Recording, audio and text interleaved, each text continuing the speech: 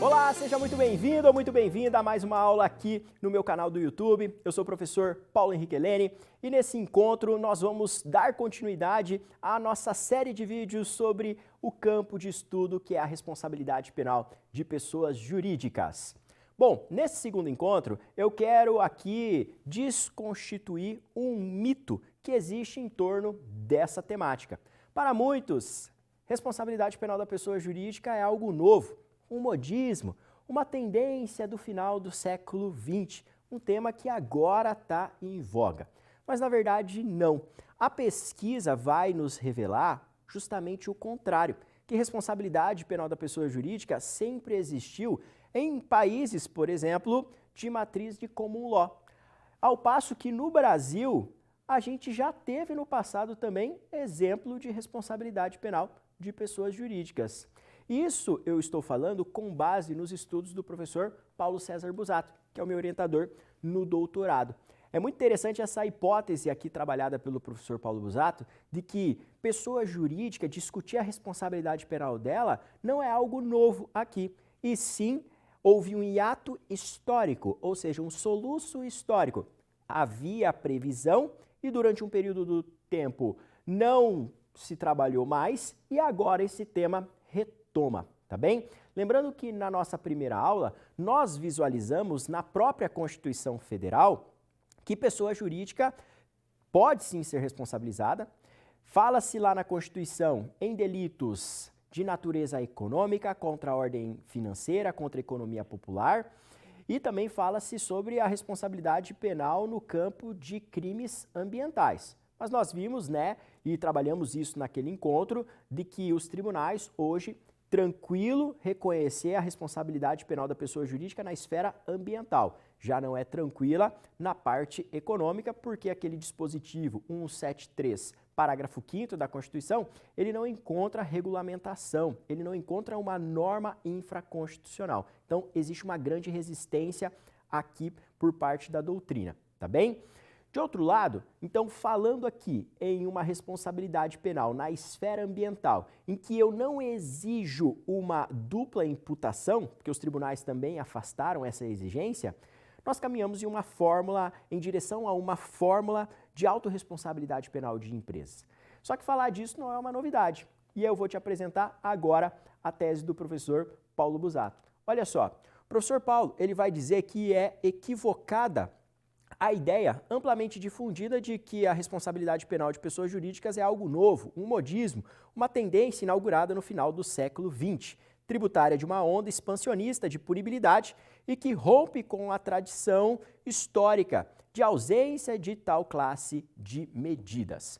O professor Paulo ele vai além e vai dizer o seguinte, que pode-se afirmar que a responsabilidade penal de entes coletivos é uma construção que no ambiente do common law remonta a vários séculos.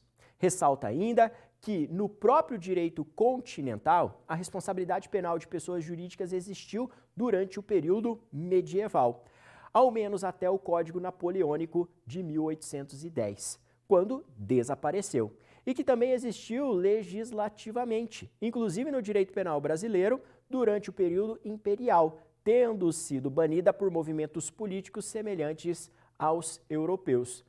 Podemos dizer que a responsabilidade penal de pessoas jurídicas sempre esteve presente em estados regidos pela common law, como na Inglaterra e nos Estados Unidos, por exemplo, e que foi temporariamente retirada de cena nos países regidos por sistemas legais codificados, de civil law, como da Europa continental e da América Latina.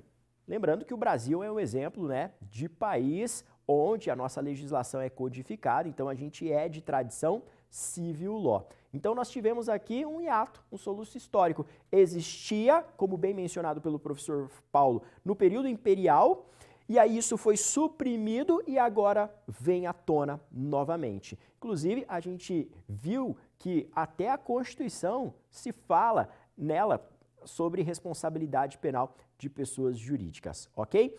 Para você verticalizar essa temática, porque aqui eu também quero te dar arcabouço teórico de extrema qualidade e verticalidade sobre esse tema, eu te dou uma dica de leitura que é justamente essa obra aqui do professor Paulo Busato, que é a tese de doutorado dele.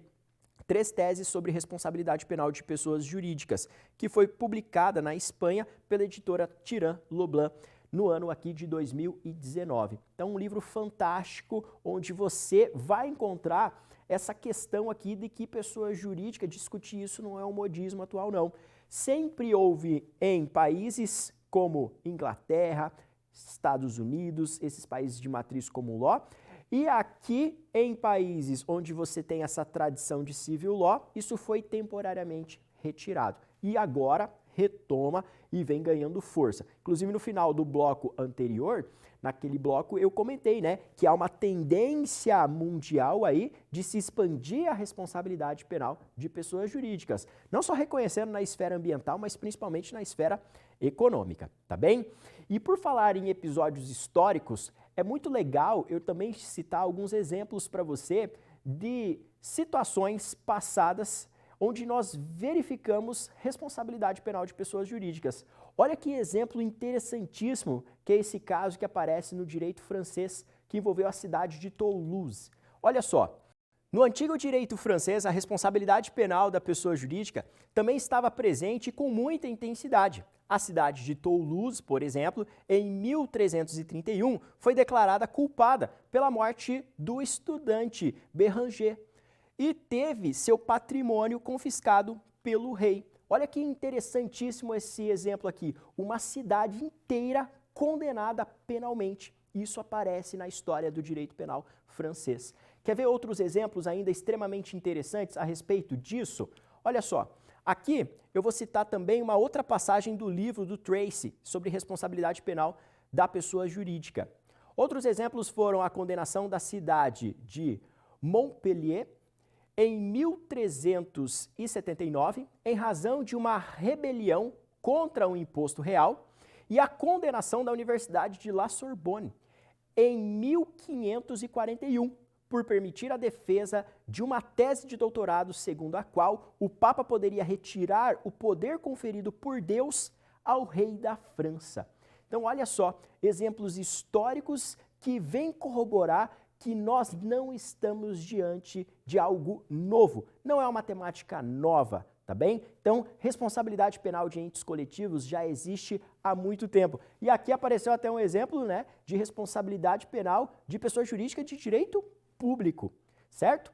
No direito romano, nós também temos esse tipo de histórico. Olha só, aqui eu te apresento, então, uma outra situação.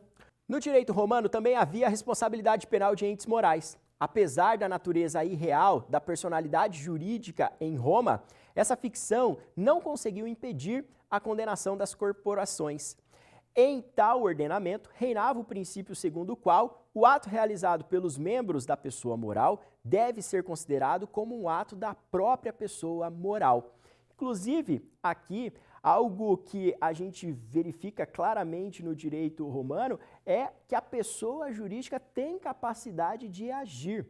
Nós vamos ver que esse é um entrave dogmático que se apresenta ainda na doutrina. Autores de uma escola alemã, autores brasileiros, eles costumam negar a capacidade de ação de pessoa jurídica. Isso nós vamos tratar num vídeo independente, tá bem? Vai ser uma questão a ser trabalhada numa aula própria, então, aqui no canal. Se pessoa jurídica tem capacidade ou não de ação. Inclusive, eu vou te propor uma análise a partir da concepção significativa de ação, que é uma teoria com um grau de rendimento muito grande e que dá conta de resolver esses problemas práticos que circundam essa temática que a gente está estudando.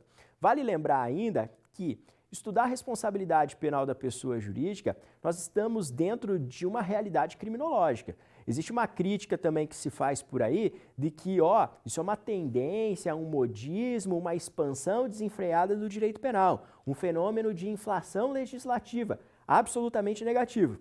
Nós não concordamos com isso. Também, por meio de aulas aqui no canal, eu vou te demonstrar que nós temos sim uma realidade criminológica, existem uma série de acontecimentos, principalmente nos últimos anos, que demonstram o potencial de dano de empresas, tá bem? Então tudo isso vai ser explorado nos próximos encontros. Se você tem alguma dúvida a respeito dessa temática, deixa aqui registrado nos comentários, esmaga um like e eu te vejo numa próxima aula. Até lá!